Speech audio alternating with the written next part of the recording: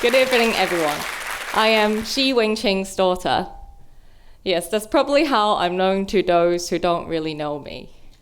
The daughter of this prominent businessman who have founded Centerline Property Agency and the free newspaper AM 730. People think my life must be a breeze. Just inherit my dad's money and his business, find my Prince Charming, and live happily ever after. It might even look like that on paper. After all, I have now taken on part of my dad's business, and I'm happily married with 3 kids. But let me tell you, my life has been anything but predefined. I've become who I am now after embracing various chance encounters and transitioning through different life stages. So let me tell you my story. I had a pretty easy childhood, but my dad did make it crystal clear. I'm not leaving you a single penny. If you want a good life and money, you work for it. So from a young age, I've learned to be independent, humble, and down to earth. I can assure you, I show no signs of princess sickness at all. I never thought to rely on my dad financially, and I didn't even expect to join his business at any point in life. As a student, I was very hardworking. Late nights in the library, endless cups of coffee, digesting paper after paper, and probably too much chocolate. At the end, it all paid off. As I graduated from Cambridge University in economics with a first-class honor, I felt unstoppable, ready to take on the world. This was my moment to shine. Feeling confident, I applied to all the big names. But then the rejection started pouring in, one after the other. It was brutal. At first I told myself, it's okay, just one, it happened. But then the second, the 5th, the 10th. It was like I was on some sort of cruel dating app. And every company swiped left on me. Finally, a glimpse of hope. I got through to the final rounds of interviews in this top-tier management consultancy firm. I gave it my all in the interview, and I thought it went okay. At the end, the interviewer leaned forward and looked me in the eye. He said, "Janet, you are a smart and pleasant girl, but..." And there it was, the dreaded but. He paused as if he was selecting his words carefully, and he continued, "You lack the hunger and drive we're looking for." I smiled politely, but inside I was crushed.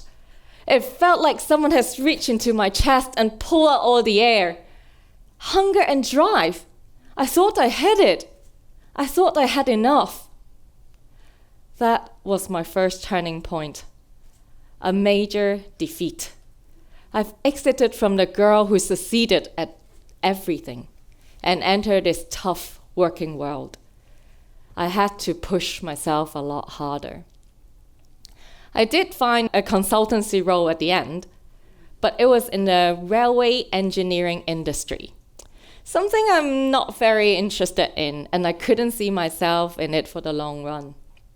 But at least I got a paycheck. After a year came my second turning point. I met this person in a house party. He was charismatic and confident.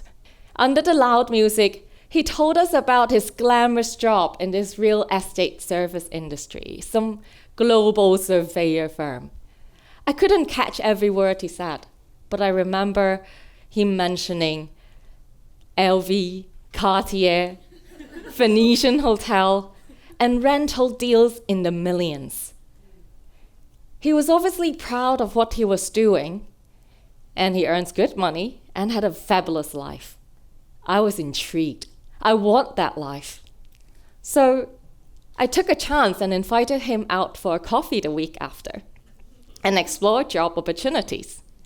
He was apparently impressed by my curiosity and eagerness, so he arranged one for me. I did get an offer, but it was a fresh grad management trainee role with a lower salary. I thought, if I take this job, it would be like hitting the restart button.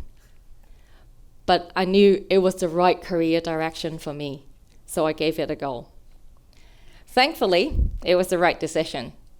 I was no longer aimlessly going to work every day, and I discovered the real estate industry to be truly fascinating.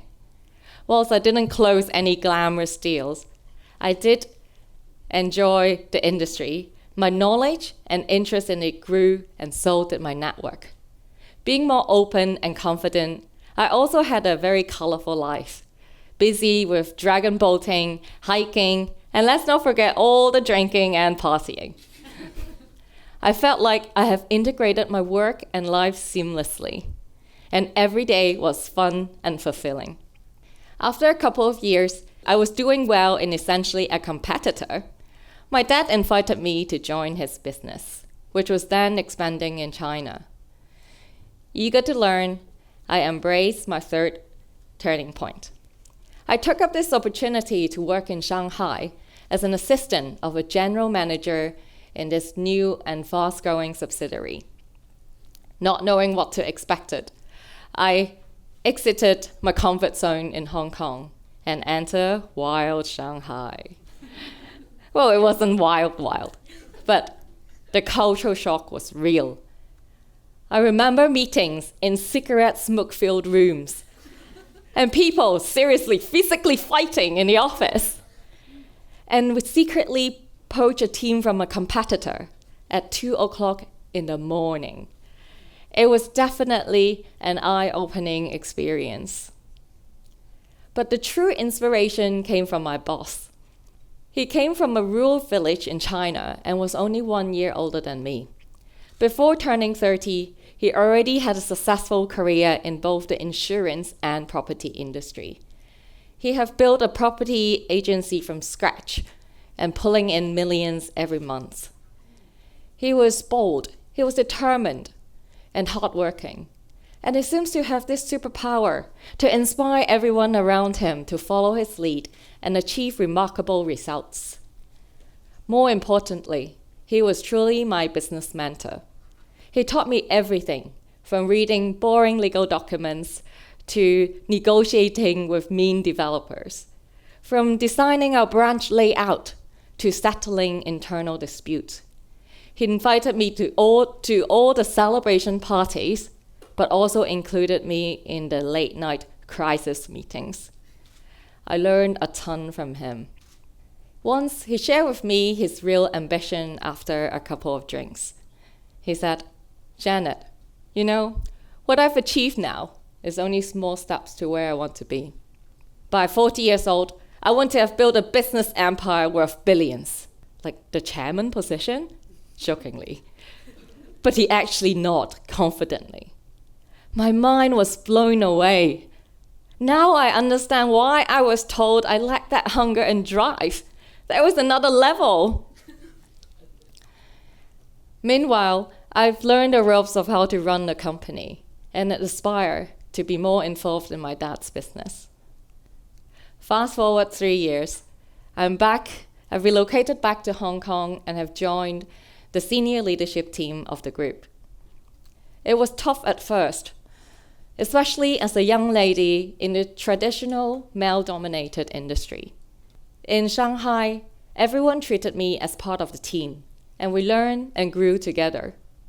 But in Hong Kong, let's just say, most of my colleagues really saw me as a princess, who they'd rather keep a safe distance from.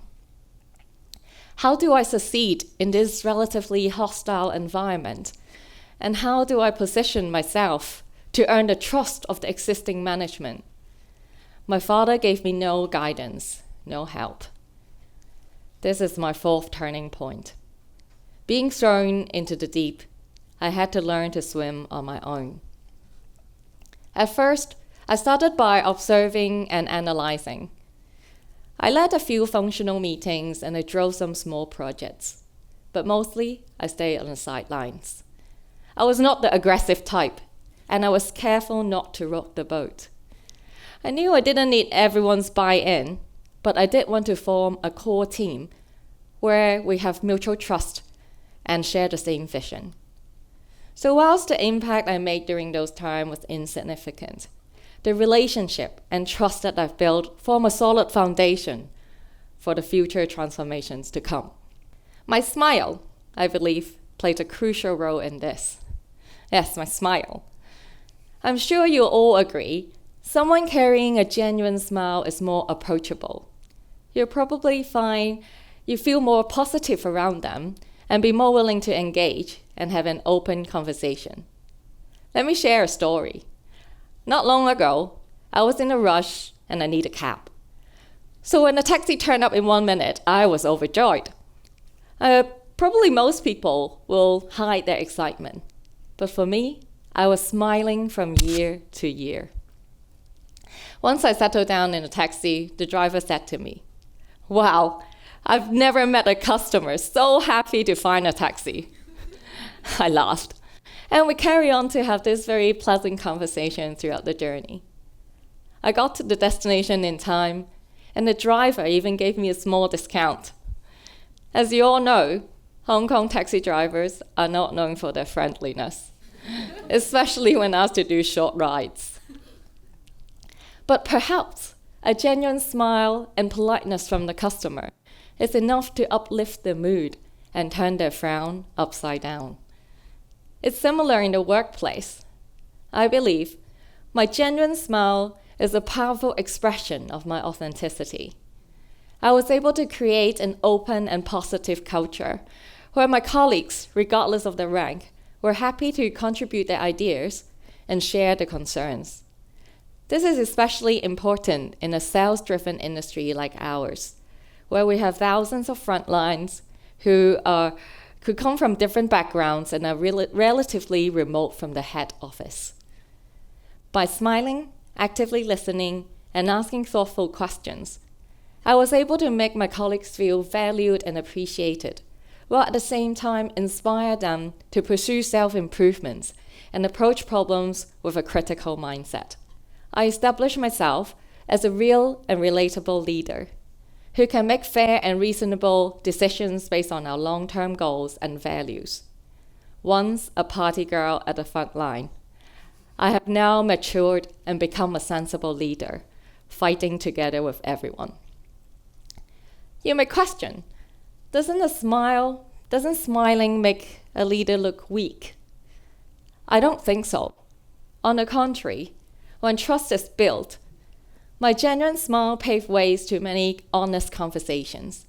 And it's these dialogues that allow me to make better judgment and therefore confidently make tougher decisions, be it restructuring or pushing a major transformation. And sometimes, the most effective changes were not imposed by me. It was initiated by my team. I want to ask you guys a question. Who have watched the movie Inception?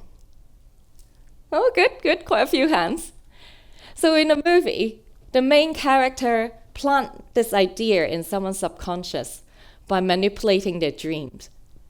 And then that someone went on to real life and execute that idea, thinking it's his own. I obviously don't have this power, don't worry, but I did learn to subtly influence my colleagues' mentality and motivation through strategic communications and environment cues. Let me give you an example. 2 years ago, I spotted a young talent in our company. He was driven, resourceful, and innovative, so I want to promote him. The problem was, there's no available position at the top. So to promote him, I'll have to do some restructuring. And that involved demoting one of his trusted mentor.